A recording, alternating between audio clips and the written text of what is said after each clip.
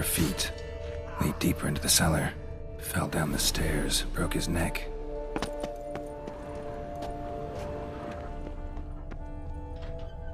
Hurled against the wall with great force.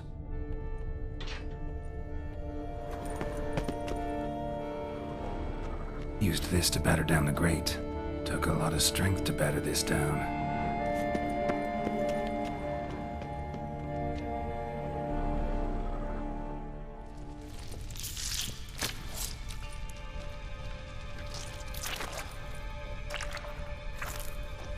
You. Saw you at the inn.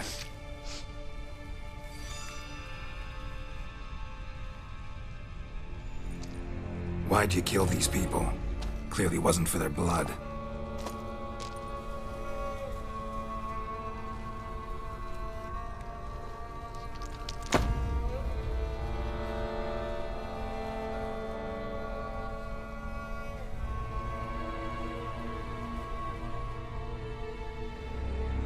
We don't have to fight.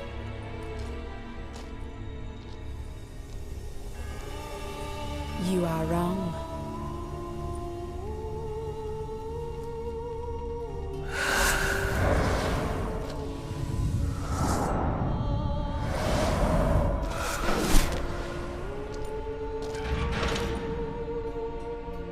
I cannot let you leave.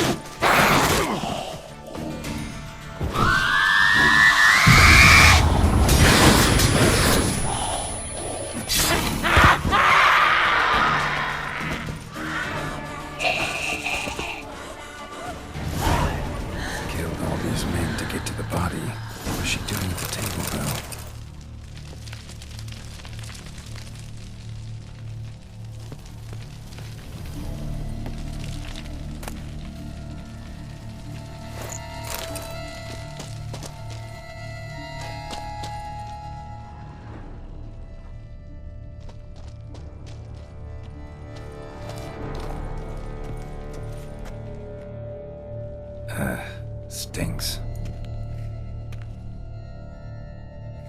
Waterlogged. Both hands amputated. Body was quartered just as I thought. Laid in water for some time. Head swollen, and something took a few bites out of it. Something in the throat. A pouch, bulging with coins. Nilfgaardian florins, from several different provinces. If the murderer did this, means we're dealing with a sentient thinking beast.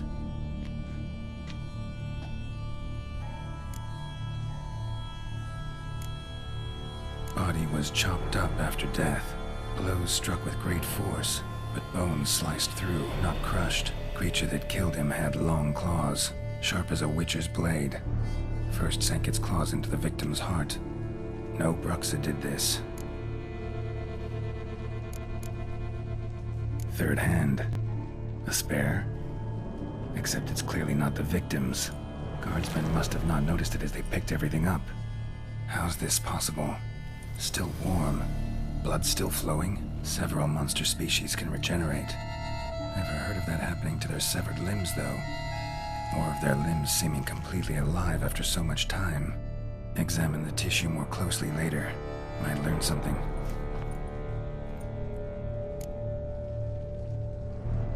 So, murderer was clearly a monster, but not a Bruxa.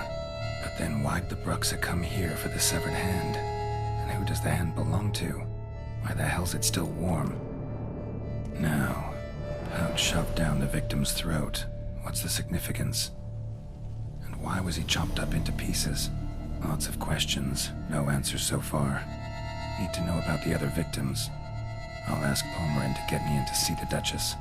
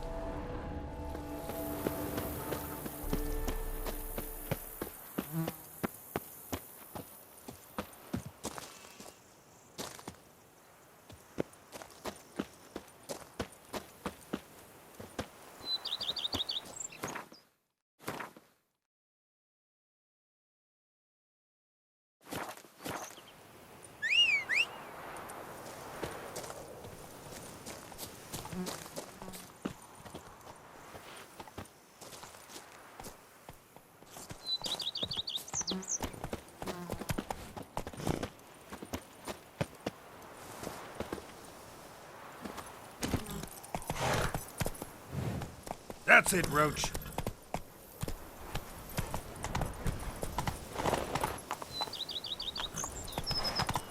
Whoa!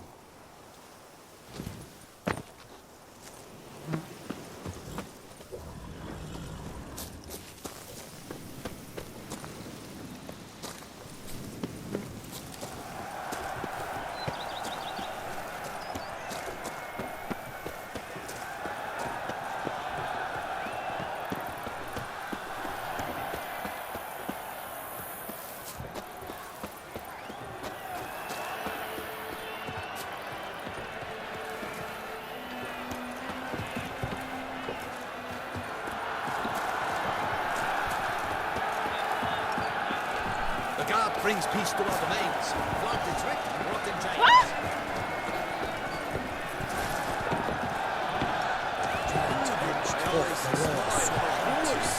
Where have you all turned these days? Very little land. Need to speak to the Duchess, urgently.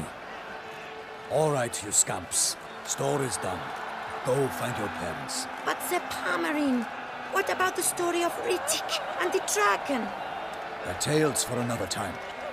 But take a good look at the man who stands before you now. This is Geralt of Rivia, the master witcher who lent his valiant hand to the defeat of the giant Goliath. Master Witcher, is it true virtue always trumps villainy?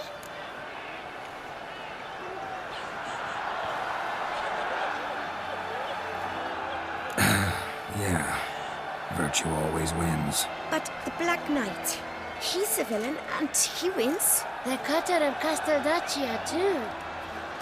Moral victory, that's what counts. Rubbish. Now, that will do for questions. Go find your parents. Her Enlightened Highness has doubtless arrived at the tourney grounds to watch the battle in the arena. If we hurry, we'll be in time to speak with her before the spectacle begins. Lead the way.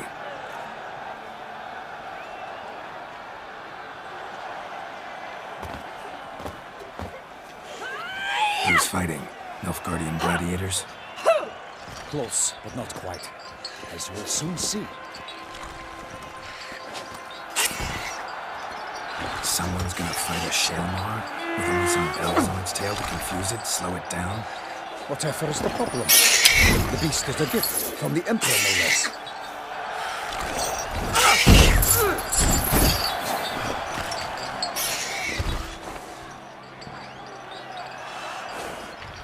This is dangerous. Bells on its tail aren't enough. I saw a spectacle of the sort at the arena in Nuremberg. There, a knight defeated a Shelmar with bells on its tail. Might have gotten lucky. Shelmar might have been lame. Who knows? Only a Witcher has a real chance against a healthy Shelmar. And that's not even every Witcher. Besides which, releasing a monster that dangerous in front of a crowd, plain irresponsible. Let's go.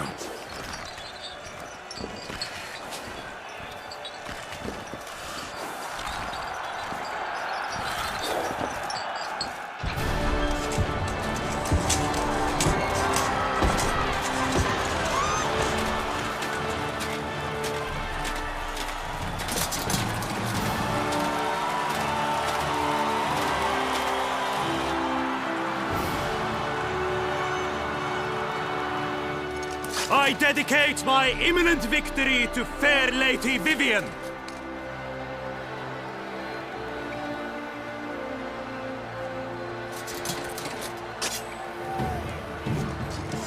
It's begun. The fight shall have to end first. We must wait.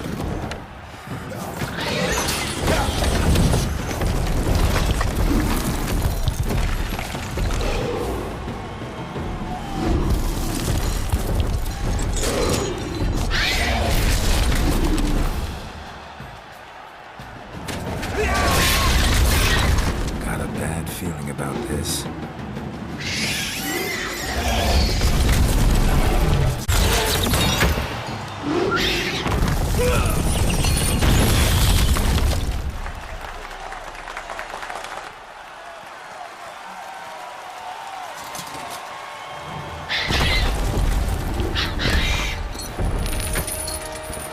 Damn it.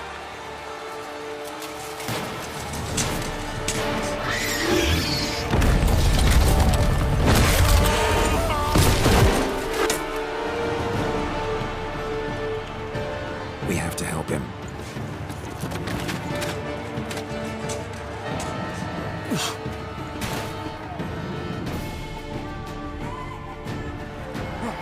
For honor!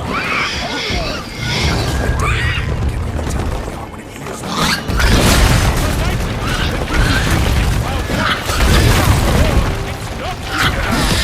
How can the Witcher in one mighty bound give fight to the beast? Its plans confound! Out, brief flame! And thus the Witcher's life was snuffed. All our hopes, alas, have turned to dust.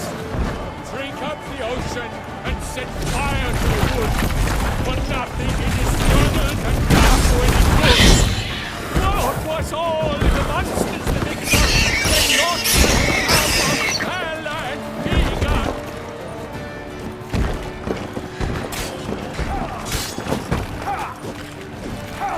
Show me what you got.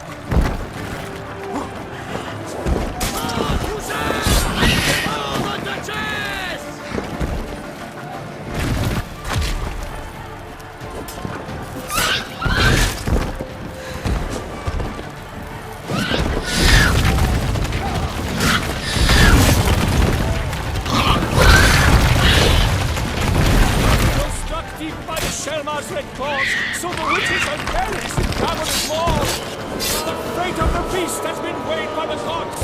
Soon the witches shall triumph against all odds.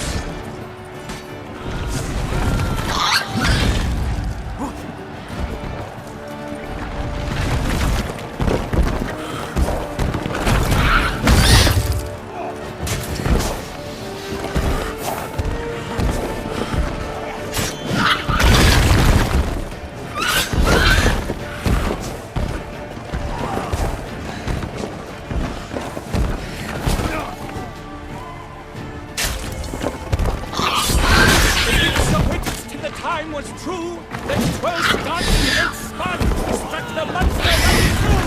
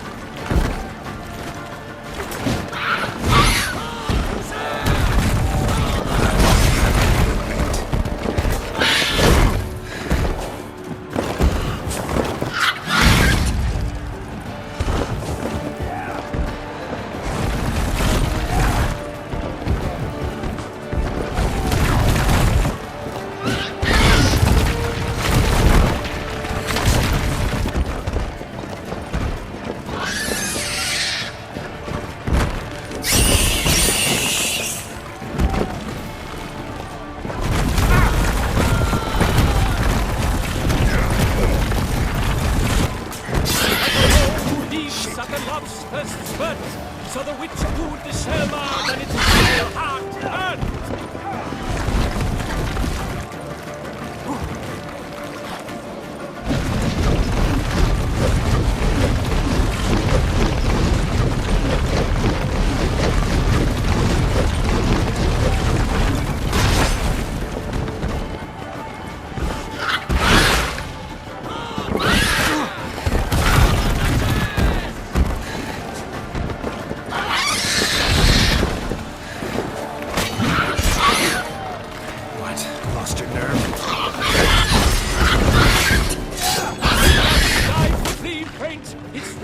Strikes belly, Selma's eyes loud, transform.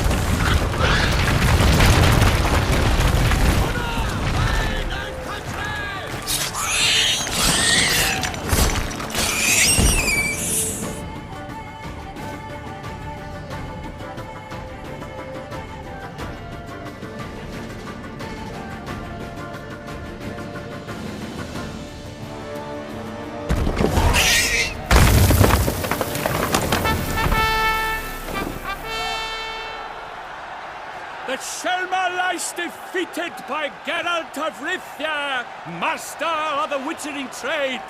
Behold, as the last gasps of life seep from the beast.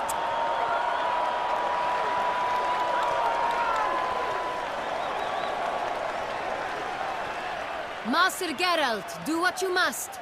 Finish the deed!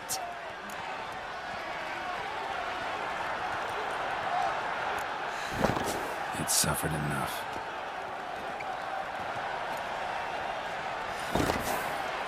The monster lies slain! The fight is done! Praised be the victors!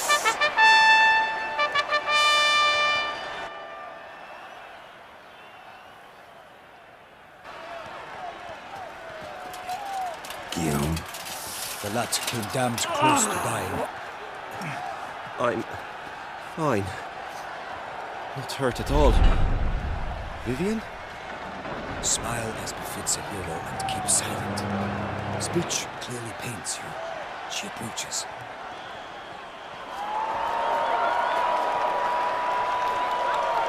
Geralt. We must talk. Vivian.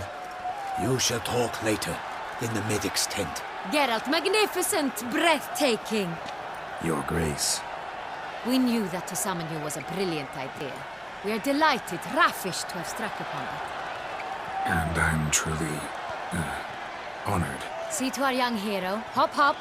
For we must make off with Geralt. We should talk. We had been long awaiting your arrival. Had nearly lost hope. Then suddenly, that entrance, so spectacular. Your Grace, my contract. I'd like to discuss it. Naturally, but not here. We shall need Damien. He led the investigation pending your arrival. But whatever could he be? Come, we must find him.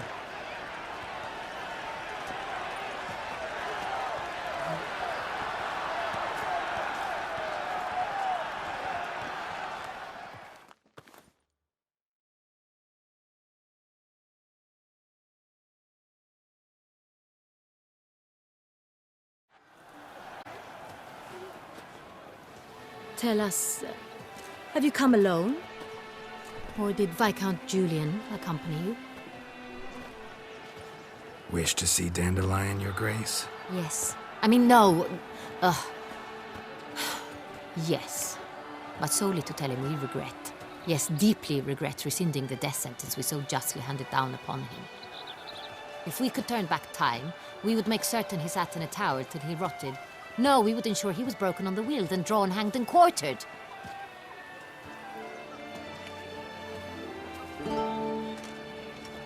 Ah, the very man we would entrust with these tasks. Damien de la Tour, captain of my personal guard. Your Grace. Witcher. Greetings.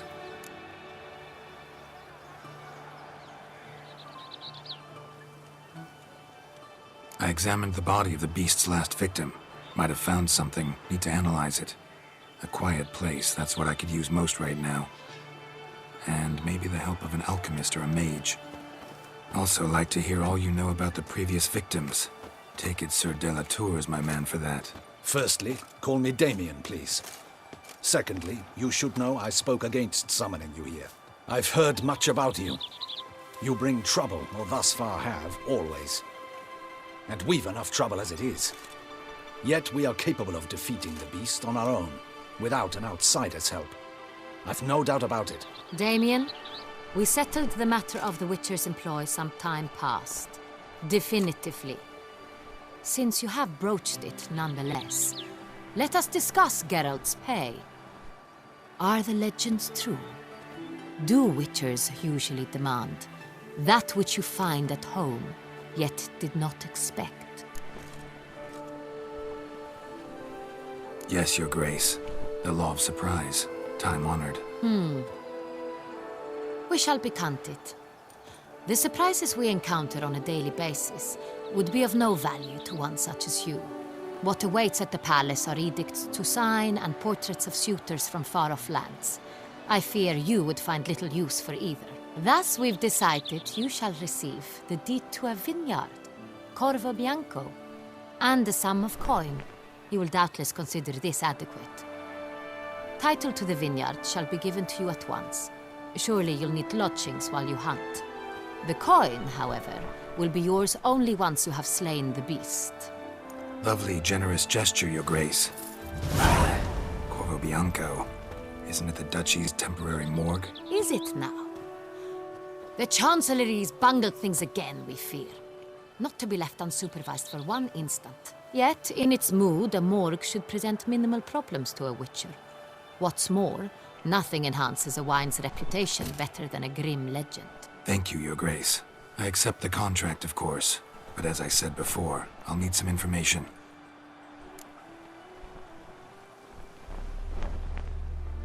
How'd it start? Who was the first victim? Crespi was the first to die. He was famed once for his many glorious tournament victories. Then he grew old, hung up his sword, and took to winemaking. Crespi was not loved by the wine merchants.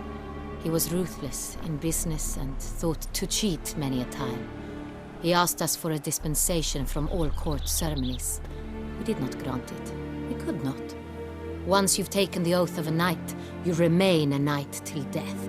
How'd he die? Where'd they find the body? Quite unusual, the circumstance. He was at a feast when suddenly one of his fellow feastgoers noticed he was missing. The town watch found him an hour later. On his hands and knees, propped against the town pillory, his sword hanging from his neck. He had died of wounds inflicted with claws, not a weapon. Blows of great force. So he died suddenly, but the body was on its knees, meaning someone posed it. So it seems.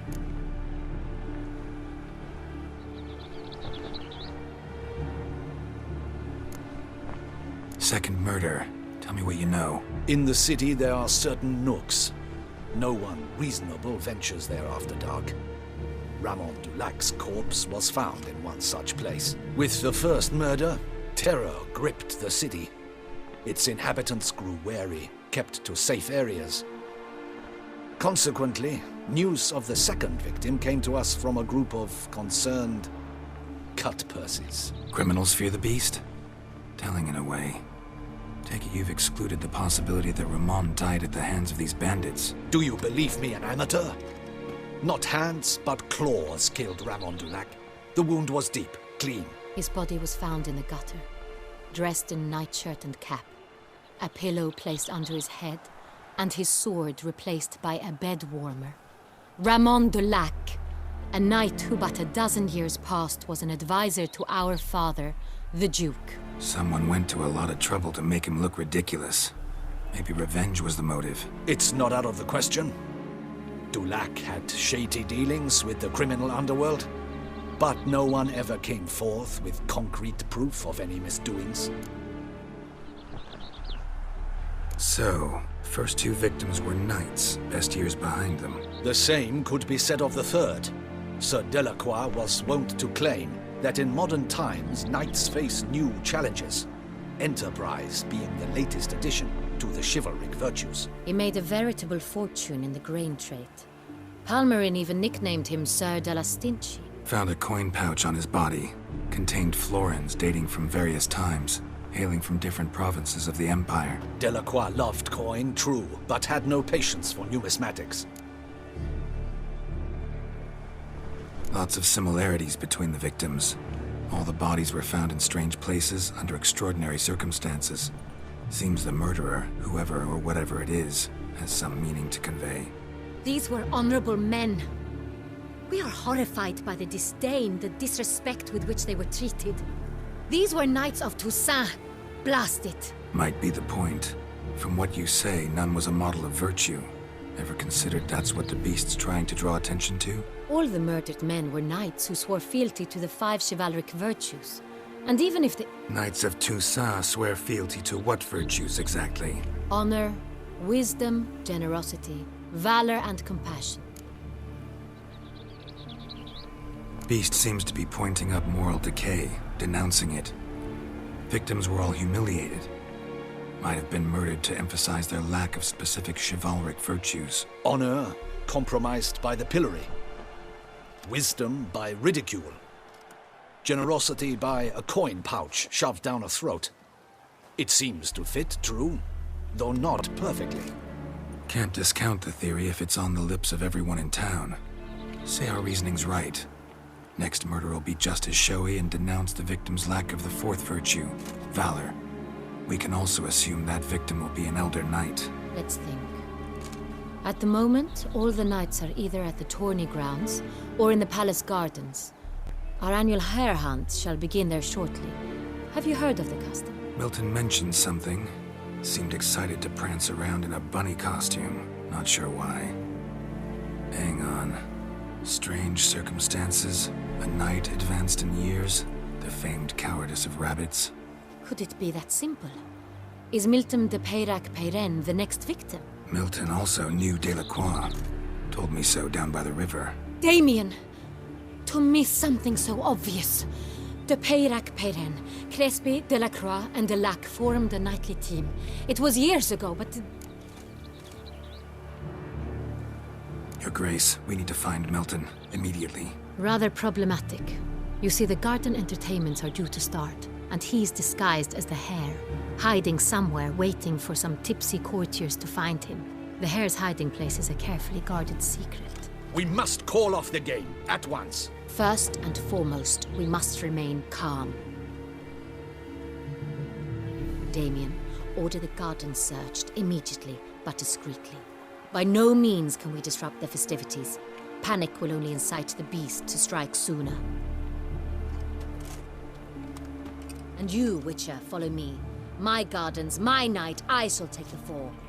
A murder is out of the question. I will not allow it. Not near my palace. Horses? Ready our horses!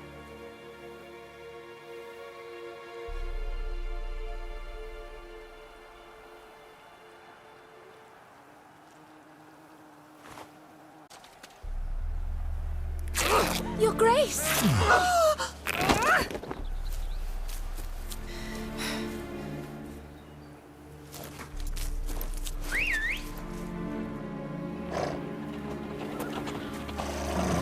What the hell? Why, I should... Your Highness, Mind it doesn't get wrinkled. Onward!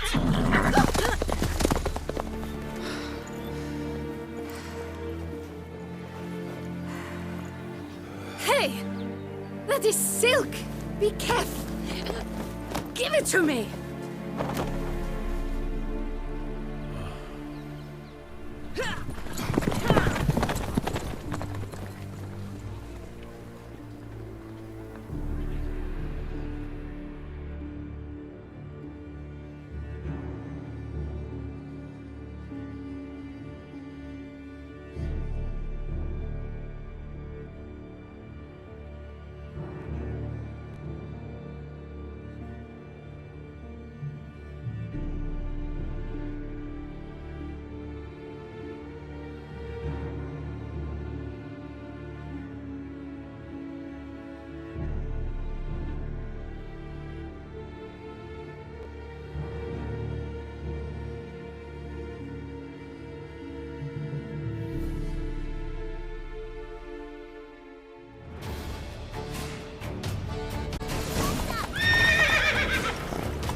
Your Grace seems right at home in the saddle. Like the wind!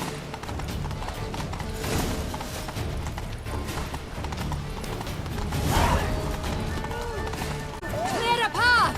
Clear the way, I said! It is part of the game.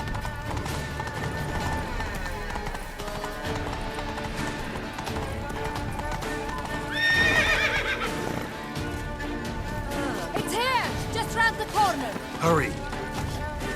We must go to where the game is being held. The participants must find a unicorn's horn, a golden fish, and a phoenix egg. With these in hand, they can deduce where the hare, Milton, hides. Mean we need to find those things too? We've no other option. But time is of the essence, so we shall have to break the rules. Have you been to the palace, Whitelocks?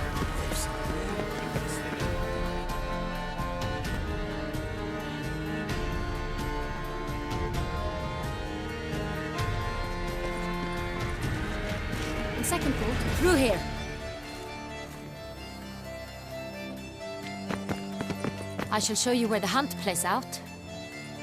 Then we will split up. You will get hold of the unicorn horn and the golden fish. While I nab the phoenix egg. That will be quickest. Golden fish.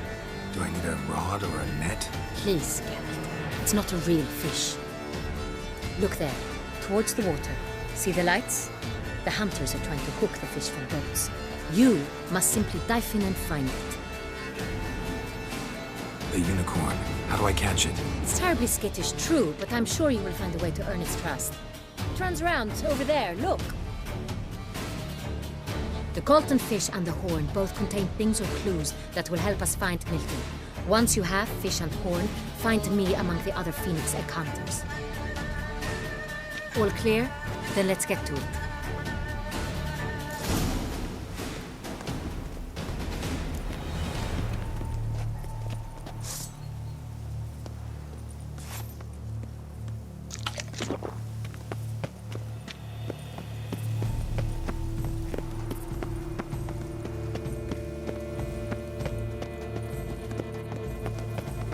This a face no ointment could help. I'd like to tie this. Your Grace.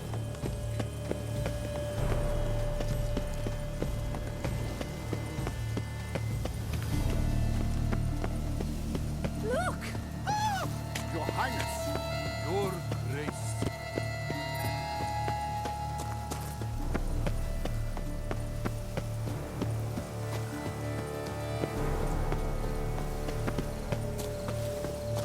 Your reputation precedes you, Geralt. Unicorns are thought to make music, but this is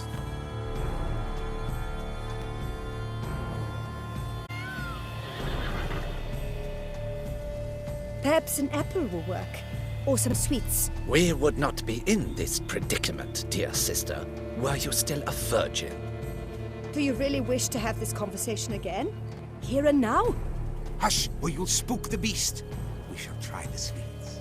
Hey folks, gonna have to ruin your fun. Sorry. Who's that?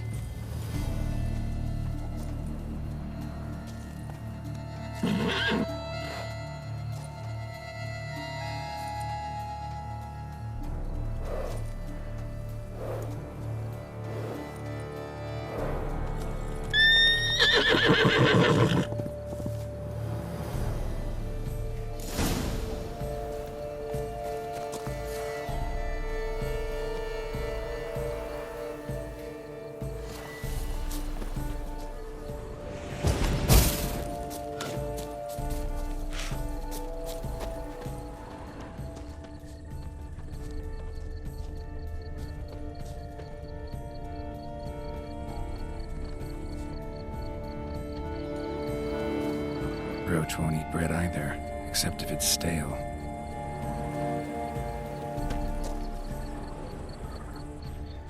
Roach likes carrots. Maybe Unicorn will too. This is an outrage. An outrage, I tell you. It's against the rules.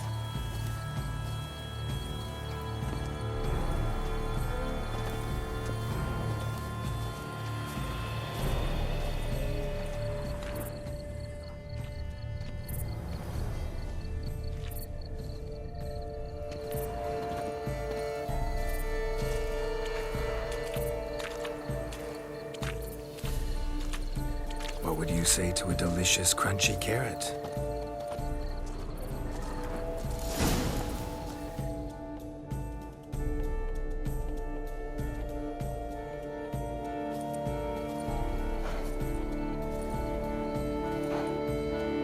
Easy.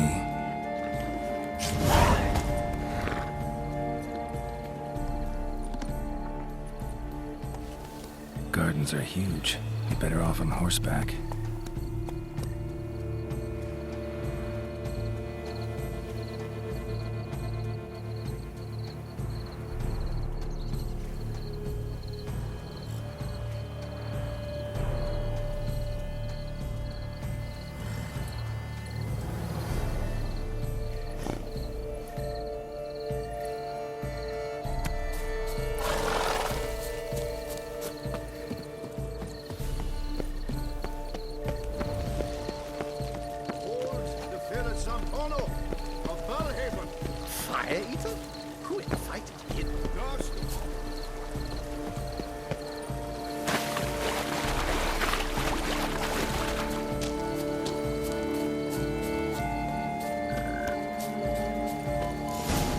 They should be easy to spot once I'm under.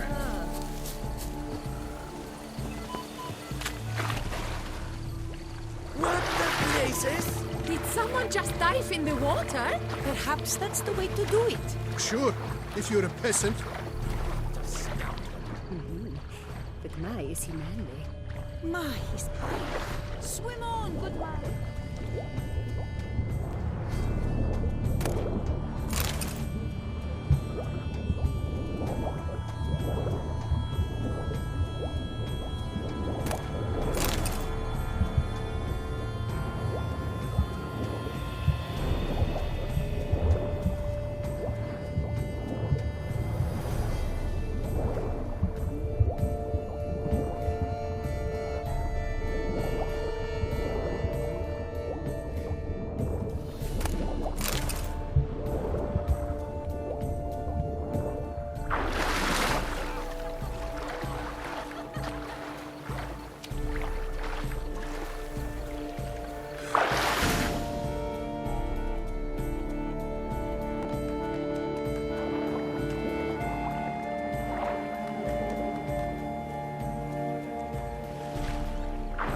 Hey, wait.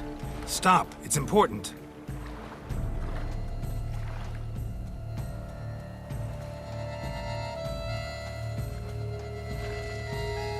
King Cormorant, sire, accept this offering we bring.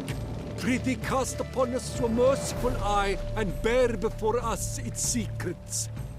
As the moon is heavenly course doth trace, in my domain I await that moment of grace, when a soul of good or ill repute brings me a gift, fitting tribute.